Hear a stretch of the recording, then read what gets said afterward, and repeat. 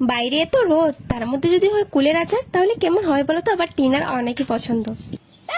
Guys তো দেখো বাইরে এত রোদ, তার মধ্যে যদি হয় কুলের আচার তাহলে তার কোনো কথাই নয় গাইস। তো আজকে আমার দিভাই বানাবে কুলের আচার। দেখতে পাচ্ছ এখানে শুকনা কুল মানে ধুয়ে রেখেছিল, আর কুল বানাতে দেখি কুলটা কই? এই দেখ। আর এখানে কি আছে? কুলের আচার বানাতে যা যা লাগবে সবকিছু এখানে আছে। গুড় আছে, তারপর নুন, তারপর জিরে গুঁড়ো, ধনে গুঁড়ো, মরিচের গুঁড়ো। আর মরিচের গুঁড়ো একটু বেশি করে দিতে হবে, কারণ আমার বেশিরভাগ জালি হয়, মানে হওয়া উচিত। আর এখানে সবগুটি রাখা হয়েছিল ভাজি করার পর। তো চলো এবার আমার দিভাই বানাবে কুলের আচার গাইস, চলো চলো। তো কুলগুলোকে আমি প্রথমে ভালো করে গরম জল দিয়ে ধুয়ে নিয়েছি, কারণ অনেক ধুলি ময়লা লেগে থাকে, তার জন্য আমি ভালো করে পরিষ্কার করে ধুয়ে নিয়েছি। তারপর আমি চলে গেলাম হচ্ছে কিচেনে।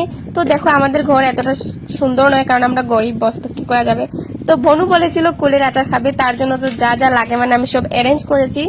তো জাস্ট আচারটা খেতে এতটা টেস্ট হয়েছিল না গাইস, মানে কি আর বলবো। তো মোটামুটি সবারই কুলের আচার খেতে ভালো লাগে, আমারও ভীষণ পছন্দ, আর বেসিক্যালি টিনারও অনেক অনেক পছন্দ। তো আমি ওকে দিয়ে দেখবো কি করে। চলো এবার টিনাকে নিয়ে কুলের আচারগুলো দেওয়া যাক। তো কুলের আচার কেমন হয়েছে প্লিজ একটু কমেন্টে জানিও তো, সুন্দর হয়েছে কিনা, দেখতে ভালো হয়েছে কিনা।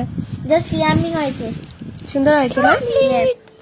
ওয়াও গাইস, কখন খাবো খাবো ভাবতে ভাবতে এখন বাড়ি ঢুকে গেছে আমাদের। দারুন, স্মেলটা কি হয়েছে বল? বহুত সুন্দর, অনেক অনেক সুন্দর গাইস। অনেক গরম, অনেক গরম হতে হবে না? ভীষণ গরম গাইস। গরমের মধ্যে তো এরকম খেতে অনেক ভালো লাগে। কার কার কমেন্টে জানাও কিরকম লাগে, কার কার কমেন্টে জানাও, ঠিক আছে? আমাদের মোহন দাদা একটা দেখে আমাদেরকে আবার কমেন্ট করবে, দোকানে গেলে আমাদেরকে বলে যে তুমি এটা রান্না করছো, এটা রান্না করছো। উনি আসলে আমাকে ভালোবাসে। চলো চলো চলো। তো এত